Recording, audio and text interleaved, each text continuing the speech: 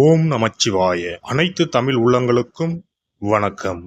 நிகழும் மங்களகரமான குரோதி ஆண்டு சித்திரை மாதம் 18ஆம் நாள் புதன்கிழமை அன்று சித்தயோகம் கூடிய நன்னாளில் இந்த மகத்தான மே மாதம் பிறக்கின்றது. இம்மாத கிரகநிலை என எடுத்துக்கொண்டால் மேசத்தில் சூரியனும் சுக்கிரனும் இணைவில் உள்ளனர். ரிஷபத்தில் குரு பகவானும், கன்னி ராசியில் கேது பகவானும், சந்திர பகவான் மாத தொடக்கத்தில் மகர ராசியிலும், கும்பராசியில் சனி பகவானும், மீன ராசியில் ராகு பகவான், செவ்வாய் பகவான், புதன் பகவான் சஞ்சாரம் செய்கின்றனர். இம்மாத கிரக பெயர்ச்சி என எடுத்துக்கொண்டால் புதன் பகவான் மே மாதம் 10ஆம் தேதி மீனராசியில் இருந்து மேசராசிக்கும், சூரிய பகவான் மே மாதம் 14ஆம் தேதி மேசராசியில் இருந்து ரிஷபராசிக்கும், சுக்கிர பகவான் மே மாதம் 19ஆம் தேதி மேசராசியில் இருந்து ரிஷபராசிக்கும் பெயர்ச்சி அடைகின்றனர். இந்த கிரக சஞ்சார அமைப்பினால் இம்மாதம் உங்கள் வாழ்வில் ஏற்படக்கூடிய சுப மற்றும் அசுப பலன்கள் என்ன என்பதனையும், அசுப பலன்கள் ஏற்படுமாயின் ராசிக்காரர்கள் செய்ய வேண்டிய பரிகாரம் என்ன, வணங்க வேண்டிய தெய்வம் யார் என்பதனை பற்றியும் காண்போம். சித்திரை மாதத்தின் பிற்பகுதியும் வைகாசி மாதத்தின் முற்பகுதியும் இணைந்ததுதான் இந்த மகத்தான மே மாதம். உழைப்பின் அடையாளமாக விளங்கும் இம்மாதத்தின் முதல் தேதியிலேயே குரு பகவான் பெயர்ச்சி அமைவது மிக சிறப்பான அம்சமாகும். பிறக்கப் போகும் இம்மாதத்தில் உங்கள் வாழ்வில் வளமும் நலமும் செல்வ செழிப்பும் பெற்று வாழ்வில் உயரிய நிலையை அடைய எல்லாம் வல்ல எம்பெருமானை வேண்டி விரும்பி கேட்டுக்கொள்கிறேன். உழைப்பால் முன்னேற்றத்தை உருவாக்கி கொள்ளக்கூடிய ரிஷபராசி அன்பர்களே, சில பிரச்சனைகளுக்கு சுய சிந்தனையோடு முடிவெடுக்கும் ஆற்றல் மேம்படும். வருவாய் வாய்ப்புகளை மேம்படுத்திக் கொள்வீர்கள். உயர் ரக ஆடை ஆபரண சேர்க்கை உண்டாகும். உடல் பலத்தை காட்டிலும் மனோபலம் அதிகரிக்கும். பண வருமானம் அதிகரிக்கும். இடையில் விட்ட சில பணிகளை முடிப்பதற்கான வாய்ப்புகள் ஏற்படும். நேர்முக மறைமுக எதிர்ப்புகளை அறிந்து வெற்றி கொள்வீர்கள். சேமிப்பு மற்றும் முதலீடு தொடர்பான எண்ணங்கள் மேம்படும். உடல் ஆரோக்கிய இன்னல்கள் விலகும். உணவு விஷயத்தில் விழிப்புணர்வு வேண்டும். புதிய முயற்சிகளில் தடைகளை சந்தித்தாலும் இலக்குகளை அடைந்து விடுவீர்கள். கடன்களை அடைப்பதற்கான வாய்ப்புகள் அமையும். குடும்பத்தில் மகிழ்ச்சி நிலவும். வாகன பயணத்தில் சற்று கவனம் வேண்டும். வெளிநாடு பயணத்தில் இருந்த தடைகள் குறையும். குழந்தைகள் பற்றிய கவலைகள் மனதில் ஏற்படும். குழந்தைகளை வெளியூர் அல்லது வெளிநாட்டிற்கு அனுப்பி படிக்க வைப்பது தொடர்பான எண்ணங்கள் உண்டாகும். கொடுக்கல் வாங்கலில் எச்சரிக்கையுடன் செயல்படவும். பணிபுரிவோருக்கு இம்மாதம் புதிய வேலைக்கான முயற்சிகளில் சாதகமான சூழல் அமையும். அரசு பணியாளர்களுக்கு ஊதிய உயர்வும் கௌரவ பொறுப்புகளும் கிடைக்கும். வேலை நிமித்தமான கருத்துக்களை தவிர்ப்பது நல்லது. உயர் அதிகாரிகளிடத்தில் பொறுமை வேண்டும். கடினமான சூழல்களையும் சாமர்த்தியமாக சமாளிப்பீர்கள். பணிபுரியும் இடத்தில் சில மாற்றமான வாய்ப்புகள் அமையும். வியாபாரிகளுக்கு போட்டி பொறாமைகள் படிப்படியாக குறையும். வீண் பிரச்சனைகளில் சிக்கியவர்கள் அதில் இருந்து விடுபட்டு விடுவீர்கள். கூட்டாளிகளின் வழியில் ஒத்துழைப்புகள் கிடைக்கும். ஏற்றுமதி இறக்குமதி செய்பவர்களுக்கு லாபம் அதிகரிக்கும். வியாபார அபிவிருத்திக்கான வாய்ப்புகளில் கவனம் வேண்டும். விவசாயிகளுக்கு மகசூலில் ஓரளவு லாபம் கிடைக்கும். மாற்றுப்பயிர் விளைச்சலில் ஆலோசனை பெற்று முடிவெடுக்கவும். அரசு வழியில் இருந்த பிரச்சனைகளை நிதானமாக கையாண்டு வெற்றி கொள்ளவும். அரசியல்வாதிகளை பொறுத்தவரை அனுகூலமான பலன்கள் உண்டாகும். வெளிவட்டத்தில் மதிப்பு மரியாதை உயரும். முயற்சிக்கு உண்டான பாராட்டுகள் கிடைக்கும். சிலருக்கு புதிய பொறுப்புகள் கிடைக்கும். கட்சியில் உங்கள் செல்வாக்கு அதிகரிக்கும். தொண்டர்கள் உங்கள் பேச்சுகளுக்கு மதிப்பளித்து செயல்படுவார்கள். கலைஞர்களை பொறுத்தவரை புதிய ஒப்பந்தங்கள் சாதகமாக அமையும். சக கலைஞர்களும் புதிய வாய்ப்புகளை தேடித் தருவார்கள். ரசிகர்களின் எண்ணங்களை அறிந்து செயல்படவும். தொழில்நுட்ப ஒத்துழைப்பு கிடைக்கும். வழக்கு விவகாரம் சாதகமாக இருக்கும். அரசு வழியில் பாராட்டும் மதிப்பும் உயரும். பெண்களுக்கு சகோதர வழியில் அலைச்சல்கள் ஏற்படும். கணவர் வழி உறவினர்களின் மத்தியில் செல்வாக்கு உயரும். வேலைக்கு செல்பவர்களுக்கு முன்னேற்றம் ஏற்படும். குடும்பத்தினர் மத்தியில் செல்வாக்கு அதிகரிக்கும். இன்ப சுற்றுலாக்கள் சென்று வருவீர்கள். விலகிச் சென்றவர்கள் பற்றிய சிந்தனைகள் மேம்படும். விளையாட்டு போட்டிகளில் தனிப்பட்ட ஈடுபாடுகள் உண்டாகும். மாணவர்களுக்கு முயற்சிக்கேற்ப பலன் கிடைக்க பெறுவீர்கள். ஆசிரியர் அறிவுரையை ஏற்று நடப்பது நல்லது.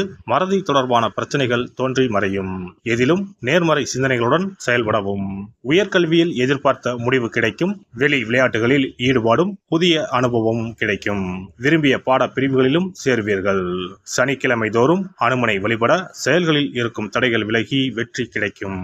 இம்மாத துவக்கத்திலேயே குரு பெயர்ச்சி இருப்பதனால் உங்களுக்கு அருகில் உள்ள குரு பரிகார ஸ்தலங்களுக்கு சென்று குரு பகவானை வணங்கி வரலாம். குரு பகவான் திட்டை வசிஷ்டேஸ்வரர் ஆலயத்தில் சுவாமிக்கும் அம்பாளுக்கும் இடையில் ராஜகுருவாக எழுந்தருளி அருள்பாலித்து வருகிறார். இவருக்கு இந்த தலத்தில் ஆண்டுதோறும் குரு பெயர்ச்சி விழாவும் அதனையொட்டி லட்சார்ச்சனையும் குரு பரிகார ஹோமங்களும் சிறப்பாக நடைபெற்று வருகின்றன.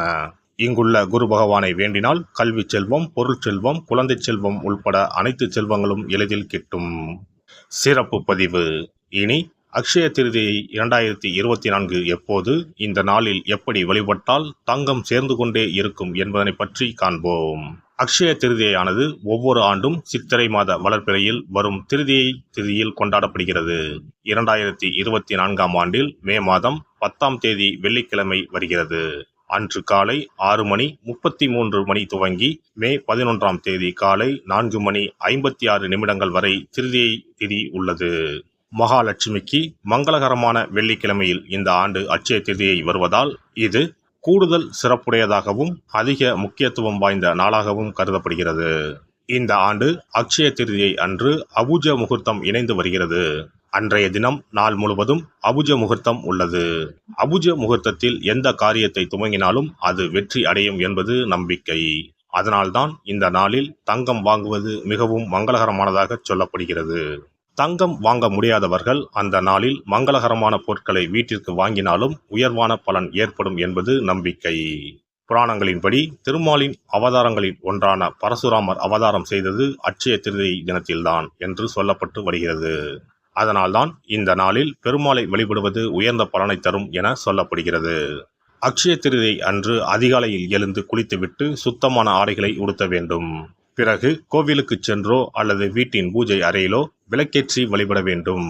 பிறகு மகாலட்சுமி தாயாரையும் பெருமாளையும் வழிபட வேண்டும்.